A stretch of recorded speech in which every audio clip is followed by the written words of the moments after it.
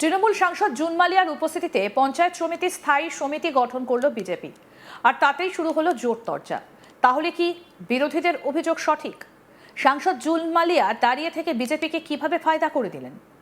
রাজ্যের শাসন ক্ষমতা পরিবর্তনের পর এগরা ২ নম্বর পঞ্চায়েত সমিতির সদস্য এবং কর্মাধ্যক্ষরা অনুপস্থিত হতে শুরু করে। ফলে গত ৩রা জুলাই এই পঞ্চায়েত সমিতি স্থায়ী সমিতির বিরুদ্ধে অনাস্থা প্রস্তাব আনে বিজেপি। বুধবার এই পঞ্চায়েত সমিতিতে স্থায়ী সমিতি গঠনের জন্য ভোটাভুটি হয়। জানা যায় এই পঞ্চায়েত সমিতির মোট সদস্য সংখ্যা ৩৫। গতকাল ১২ জন তৃণমূল সদস্যের মধ্যে ১১ জন অনুপস্থিত ছিলেন।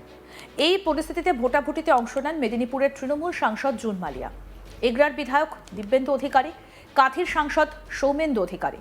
৩৫ জনের মধ্যে ২০ জন সদস্যের উপস্থিতিতে ভোটাভুটি সম্পন্ন হয়। জানা যায় তারা প্রত্যেকেই বিজেপির পক্ষে ভোট দেয়। ফলে এই পঞ্চায়েত সমিতিও বিজেপির দখলে যায়। পঞ্চায়েতের নিয়ম অনুযায়ী আগামী ২১ দিনের মধ্যে সেখানে স্থায়ী সমিতি গঠন করবে বিজেপি। কি বলছেন সাংসদ জুন মালিয়া, শুনবো। সবকিছু ঠিকঠাক আছে এবং এখন আমাদের মেন উদ্দেশ্য হচ্ছে যাতে ডেভেলপমেন্ট হয়, যে কাজগুলো থমকে আছে। যেমন আমার এমপি, আমি একটা এক্সাম্পলই দিচ্ছি, আমার এমপি ল্যাডের কাজ যেটা আমি আপলোড করেছিলাম মানে একদম প্রায় এক বছরের ওপর হতে চলেছে, একটা বিন্দু কাজ এগোয়নি।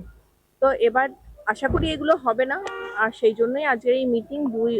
দেখে পেলেন যে কন্টায়ার এমপি সাহেবও এসেছিলেন, এমএলএ সাহেবরা এসেছিলেন। তো সবাই মিলে এখন ভালো ডেভেলপমেন্টাল কাজ হবে, এটাই আমার উদ্দেশ্য, এটাই হবে। ডবল ইঞ্জিনের সরকার, তো উন্নয়ন ডাবল ইঞ্জিনের সরকার এখন, সেই জন্যই বলছি এখন আশা করব যে কাজগুলো এতদিন ধরে থমকে ছিল বিটুইন স্টেট পলিসির জন্য, কিছু কিছু স্টেট পলিসি, যেমন তার মধ্যে ল্যান্ডটা একটা বিশেষ জায়গা। অনেক সময় সেন্ট্রাল গভর্নমেন্ট কিছু করতে চাইলে স্টেট গভর্নমেন্টের তরফ থেকে ল্যান্ডের কিছু ইস্যুস ছিল, ওইগুলো আশা করি মিটে যাবে এবং আগামী দিনে ভালো কাজ হবে।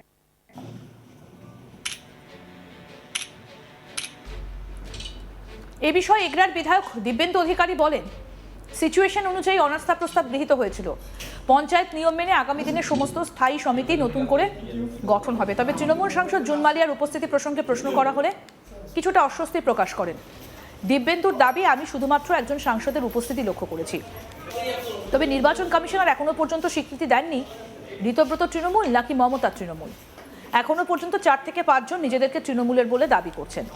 সাংসদ জুন মালিয়া এসেছিলেন, আমরা তাকে স্বাগত জানিয়েছি। আগামী দিনে আমাদের অংশ হিসেবে কাজ করতে চান, এলাকার উন্নয়নের স্বার্থে আমরা তাকে স্বাগত জানাই। এই বিষয়ে সাংসদ জুন মালিয়া বলেন, দীর্ঘদিন ধরেই এই এলাকার উন্নয়ন থমকে রয়েছে। সাংসদ হিসেবে সেই সমস্ত ডেভেলপমেন্টের কাজগুলো এগিয়ে নিয়ে যেতে চাই।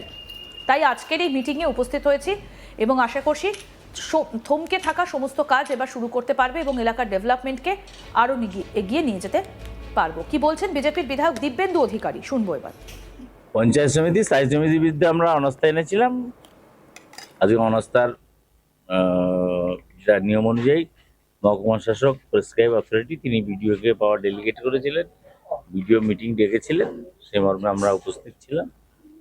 আমাদের সর্বসম্মতভাবে দ্বিতীয় কোনো ছিল না, অনাস্থা গৃহীত হয়েছে। সমস্ত স্থায়ী সমিতি আর নেই, নতুনভাবে গঠিত হবে আগামী ২১ দিনের মধ্যে পঞ্চায়েত আইন অনুযায়ী গঠিত। আজকে তৃণমূল সাংসদ জুন মালিয়া উপস্থিত। তৃণমূল সাংসদ মানে কোন তৃণমূল? কোন তৃণমূল? তৃণমূলের টিকিটে তো জিতেছিলেন। আমি তো একজন সাংসদের উপস্থিতি লক্ষ্য করেছি। তৃণমূল নিয়েই তো এখন প্রশ্ন চিহ্নের মধ্যে আছে। নির্বাচন কমিশনার তো এখনো স্বীকৃতি দেননি ঋতব্রত তৃণমূল না মমতা তৃণমূল না অমুক তৃণমূল। ৪টা না ৫ জন লোক তো দাবি করছে তৃণমূল কংগ্রেসের প্রতীকের। তিনি এসেছিলেন, তাকে আমরা স্বাগত জানিয়েছি। তিনি এই কর্মযোগ্যে আমাদেরও অংশীদার হতে চেয়েছেন, ভালো কথা।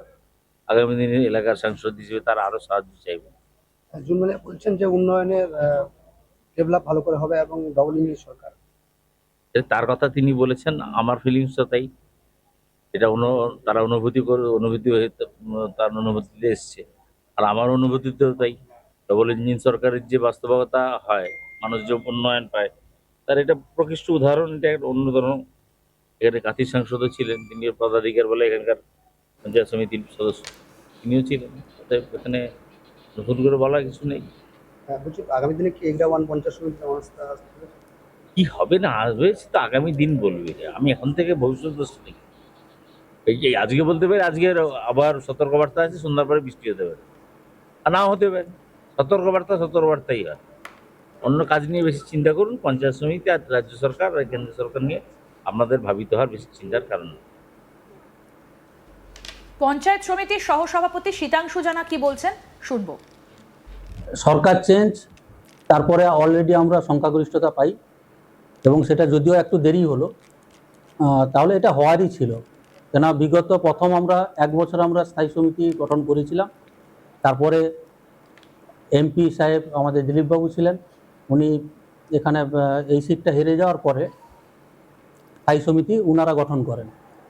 ঠিক একইভাবে আমরা যখন আবার এখানে এমএলএ সিটটা আবার জিতি, অলরেডি আমরা কিন্তু সংখ্যাগরিষ্ঠতা পাই এবং সেটা 2 মাস আগেই পেয়েছি, কিন্তু এটা 2 মাস আগে হওয়া উচিত ছিল, কিন্তু সেটা 2 মাস পরে হলো।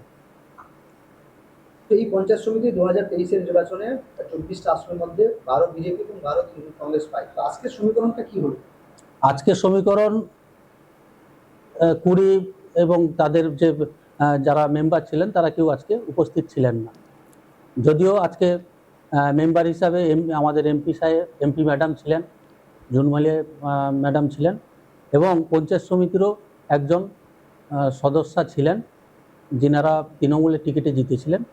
অতএব প্রত্যেকে আজকে বুঝতে পারছেন যে উন্নয়নের পক্ষে থাকতে হবে এবং বিগত দিনে আমরা 1 বছর যে ছিলাম সেটা আমরা কিভাবে উন্নয়ন করেছিলাম এবং এখানে যে সোলার সিস্টেম আজকে যে মনে হয় ওয়েস্ট বেঙ্গলে প্রথম যে আমাদের ব্লক 50 কিলোওয়াটের সোলার সিস্টেম কিন্তু আমরা করেছিলাম এবং এইভাবে গঠনমূলক কাজ ওনারা কখনো করেনি এবং বিগত দিনে আমরা দেখেছি আপাসে এখান থেকে 5,66,00,000 সামথিং টাকা এখানে ফেরত যেতে দেখেছি। যারা উন্নয়ন করতে পারে না, টাকা ফেরত দিয়ে দেয়, তাদেরকে তো মানুষ রাখবে না, এটা তো স্বাভাবিক ছিল। এবং সেই উন্নয়নের পক্ষে ডবল ইঞ্জিন সরকারের পক্ষে আজকে এমপি সাহেব এবং পঞ্চায়েত সমিতির মেম্বার তারা যোগদান নয়, এখানে পক্ষে ভোট দিয়েছেন, উন্নয়নের পক্ষে। অর্থাৎ 20-0 ভোটে আজকে এই অনাস্থার পক্ষে ভোট হয়েছে। মোট কতজন আজকে উপস্থিত ছিলেন? 20 জন। আগেকার যে কর্মদক্ষ আগের যে ছিলেন সেটা কি বহাল থাকবে এখন নতুন করে হবে? না, সেটা এবার সিদ্ধান্ত নেওয়া হয়নি, তবে সেটা সিদ্ধান্ত অবশ্যই দল নেবেন। ইতিমধ্যেই তো 3 জন গ্রাম পঞ্চায়েত প্রধান ইস্তফা দিয়েছে, তারা কি আজকে উপস্থিত ছিলেন? না, থাকতে পারবে না তো। এটা নিয়ম অনুযায়ী তাদের 3 জন গ্রাম পঞ্চায়েত প্রধান, উনি যেমন মেম্বার আর নেই, ঠিক একইভাবে আমাদের এক জেলা পরিষদের মেম্বার মাসুরি পণ্ডিত ম্যাডাম, উনিও যেহেতু জেলা পরিষদের সহকারী সভাধিপতি হয়েছেন, উনিও তার ভোটাধিকার এখানে হারিয়েছেন। আরও আপডেট পেতে দেখতে থাকুন আজ তাক বাংলা, সাবস্ক্রাইব করুন।